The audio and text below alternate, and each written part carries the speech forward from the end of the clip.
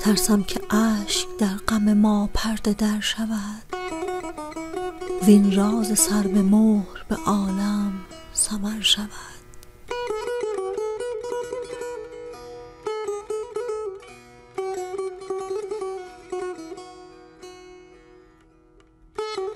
گویند سنگ لعل شود در مقام صبر،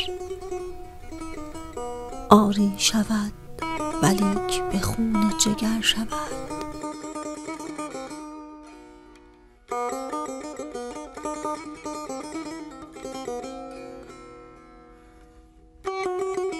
خواهم شدن به میکده گریان و دادخواه، که از دست غم خلاص من آنجا مگر شود.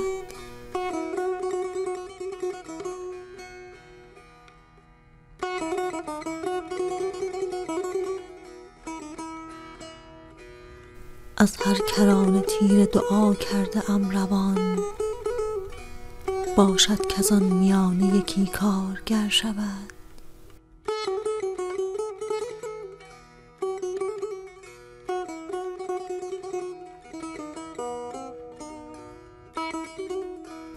ای جان حدیث ما بر دلدار بازگو، لیکن چنان مگو که صبا را خبر شود.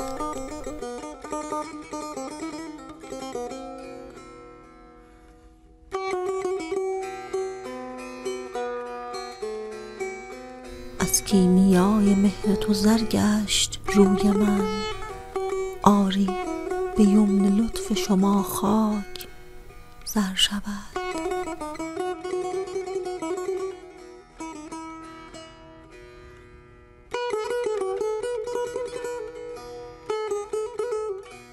در تنگنای حیرتم از نخوت رقیب، یا رب مباد آنکه گدا معتبر شود.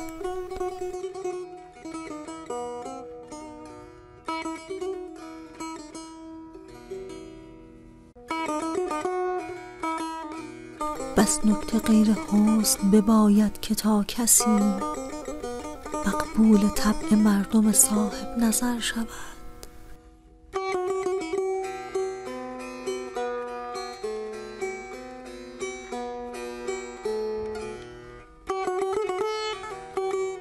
این سرکشی که کنگره کاخ وصل راست، سرها بر آستانه او خاک در شود.